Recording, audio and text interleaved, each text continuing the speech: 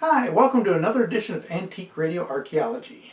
Today we're going to do something a little bit on the controversial side, or not really do anything, but we're going to discuss something that's a little bit on the controversial side.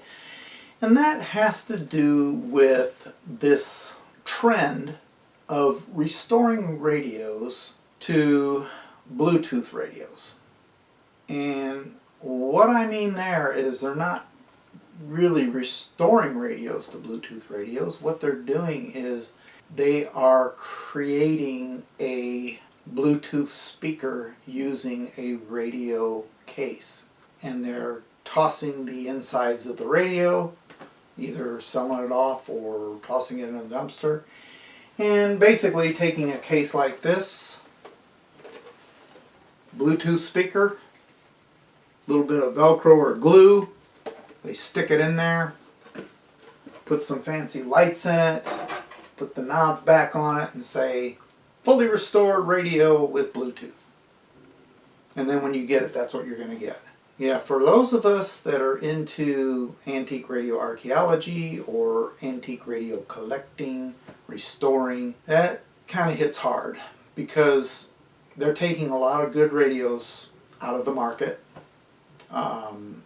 Sometimes they aren't. Sometimes they're taking trash radios that otherwise probably would have wound up in the dumpster, but more times than not, they're taking good radios and trashing them. So what I'd like to do is offer a solution to that. Now, I am going to get into a solution where we can actually add Bluetooth to an antique radio in a way that we're not destroying the antique radio value, but it is still a modification to the radio. But today's solution is going to be not modifying the radio at all. What I am talking about is creating your own radio station in your house. And we're going to do it in a couple of different ways. So let's go ahead and get started. Okay, this is what we call a talking house transmitter. What this does is it takes music or a message or whatever and it broadcasts it throughout your house. And it's FCC licensed and approved so that you can use it without a radio license in your home. And it's not real high powered. It puts out about 100 milliwatts of transmitted power. You can also buy these little eBay transmitters. I think this is made by a guy in Turkey. Don't know about the legality of them. I know this one puts out about 50 milliwatts, so I know that falls well within FCC guidelines. But they also have a 150 milliwatt version of this, which I think might not fall under the guidelines. The advantage of this over this is definitely approved here in the U.S. If you're outside the U.S., I guess it really doesn't matter. This one here, the only reason I got this one is this comes in a broadcast version and a shortwave version. This one's actually the shortwave version. So I use this for testing my shortwave radios, whereas this one is definitely broadcast. And this one also allows you to change the frequencies, whereas this one, the frequency is fixed. So you can find a good station. Now, obviously, the advantages are, if you live in a rural area and you can't get stations, then yeah, obviously now you have a station that you can create. You buy a couple of them, you can have a couple of different channels, and you can put whatever music you want into it. So let me go ahead and explain a little bit about how this thing works. So if you happen to find a talking house transmitter on eBay, or you can also pick them up on Amazon, they've changed hands. The company has. It was the talking house transmitter. It became an IAM radio for a while, and now it's an InfoSpot radio, but it's all the same radio. They come in versions. The TH2 was the original early version. You still find those on eBay. They're not desirable. I guess the audio quality is not that great. There's a TH4, which is online with the TH5, which is the most recent model. Now the InfoSpot is the TH5, and that's what you would buy if you were to go onto Amazon, and right now they're selling for about $168. If you happen to find the Talking House Broadcaster, which is the ST1009, do not buy it. It's not what you want. The main reason is it does not allow you to add external audio to it. You can only talk through a mic, and that will be rebroadcast. What these things were originally designed for is the realty market. They were designed to be put into houses, and they would pass information on to people through a radio signal. And they became real popular in the realty market, and still are actually. But also the church market has kind of picked up on them, and they're broadcasting their information in-house. And also there's a range extender you can buy that allows you to use an outdoor antenna. And you'll notice that there is an antenna jack on this for an outdoor antenna, but you cannot just hook any antenna. You have to use that range extender. It is specific for this Talking House radio. So that's pretty much what you get right here. You have this box, and when you open it, what you will get is you have the little box here with the power supply. You have the transmitter, a little key here that you need, and there is an indoor antenna right here.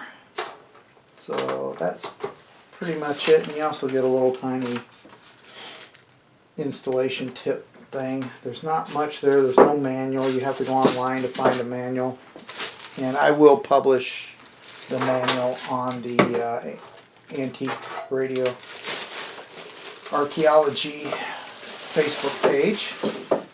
And this one is actually the model TH4. I also have a TH5, and I will go over how to hook this thing up here. So here you have the back of the unit. There's not much to it. You have an antenna hook up here. This is the internal antenna, and this thing is I'd say it's about 4 or 5 feet long. It's not very long, but what you want to do is you want to hang this pretty much vertical if you can in the house. And you want to find a spot that it will radiate throughout most of the house. So somewhere in the center of the house. They recommend basement or attic. I haven't had much luck in either of those, so I don't usually do that. Here's the outdoor antenna connector. Like I said, you're going to hook RG6 to this, but you need that range extender in order to use it because there's no antenna tuner with it. And I'll explain that in a little bit. So you have a little switch here that allows you to switch between outdoor and basic. This is the basic antenna. Now there's a control lock here, and that control lock is controlled with this key. Basically, you can't do anything on this thing without this key being in place. So what this allows you to do is once you've programmed it, you can pull the key out and nobody can mess with any of the settings. So you have just a regular 18 volt power supply right here, and you have a line input. Now what you can obviously you can use just it's an 1/8 inch mini jack from any kind of music source. You can also hook a little microphone with a mini jack, but I don't have a mic that'll fit it. There is a microphone inside that allows you to talk to the right here, and it's actually on the circuit board right here. So you can talk into that mic if you want to leave a voice message on it. Now you have a message chip. It allows up to 5 minutes of recording time. There is an internal speaker, so you can sit there and listen to what you are recording. Now if you are trying to talk and record with this thing on, you're probably going to get feedback, so it's best to leave it off while you're recording. But once you've recorded the message, you can turn that on and listen to what you have looping through the message jack. Now the way I use this typically is with a CD player going into my line input, and it just streams the audio. And you can do that by selecting live radio right there on that switch. So that's pretty much all there is to it for the back. As far as front controls, there's not much. Here you have record, and like I said, the record does not work unless that key is stuck in there. Once that's removed, that thing becomes inoperable. Play is automatic, and you also have your frequency up and down buttons. So before we get started on putting this thing into operation, let me point out a couple of things. Right there is the microphone. So the microphone's actually right over the control. Here's the control for the volume, so that you know the microphone's right in this vicinity. So when you're recording, you can talk into the microphone from there, or like I said, you can use the external mic jack. This here is the antenna tuner. Now, when you are broadcasting or any kind of transmitter, when you are tuning a radio to transmit a signal, you have to tune the antenna for that frequency. And the way you do that, it's a mechanical tuning. So you have motors here that actually slide these coils back and forth to get the best signal out of that antenna. Now I will say that this thing is less than desirable, meaning it really doesn't do the best job of it, but it gets you close. So even though this puts out 100 milliwatts, it may not put out 100 milliwatts based on how this thing tunes it, but it'll get it close, and that's what's important. So now in order to change the frequency, this thing is turned on already. So if I turn this up to,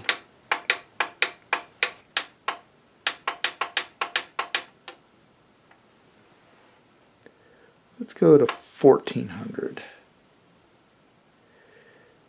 Okay, now it's going to calibrate. So as it's calibrating, as you can see, the motor is moving this around. Now this takes a little bit.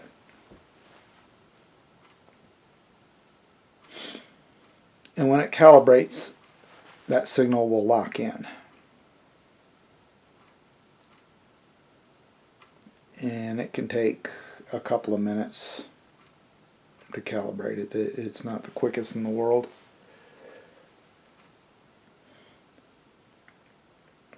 Okay, there it is. Now it's at 1400. Now let me go ahead and put this back to where it was. Let's put it at 1050.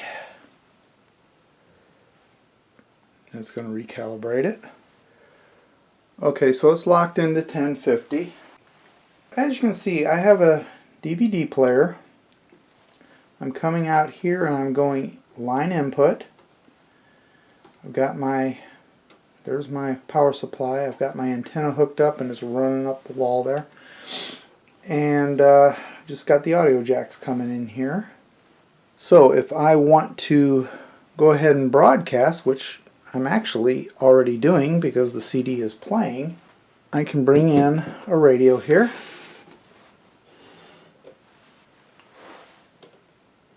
You'll forgive it, will you? We had about 12. Which isn't bad.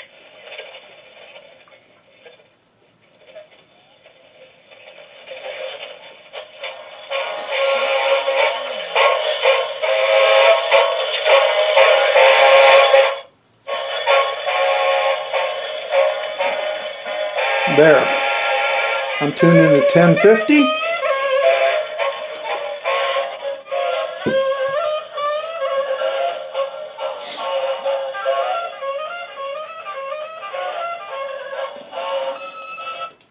So that's how you can stream music from a CD player or your phone, or if you have a Bluetooth receiver, you can use whatever media player you want to use and go through Bluetooth. The fact of the matter is, using that 1/8 inch mini, you can go ahead and stream audio all day long if you'd like.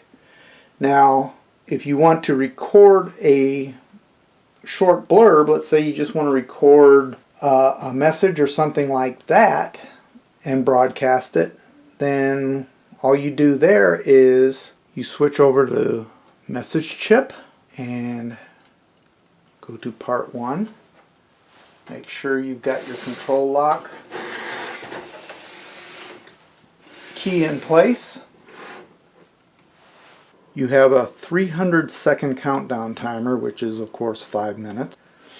So now everything I'm saying is being recorded. Testing 1, 2, 3, 4, 5, 6, 7, 8, 9, 10.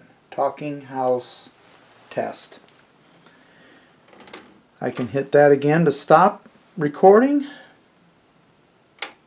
And then if I hit play, I can turn on So now my everything radio. I'm saying is being recorded. Testing 1, 2, 3, 4, 5, 6, 7, 8, 9, 10. Talking house test. Now that will just continue to loop over and over again. Now if I want to hear this before I actually broadcast, I also have that rear speaker. 8, 9, 10. Talking house test. So you can hear whatever's being played there. Now, Hit record and 7. if I plug in my stream, plug in my line input, switch over to live radio, and now you're hearing what's coming out of the CD player.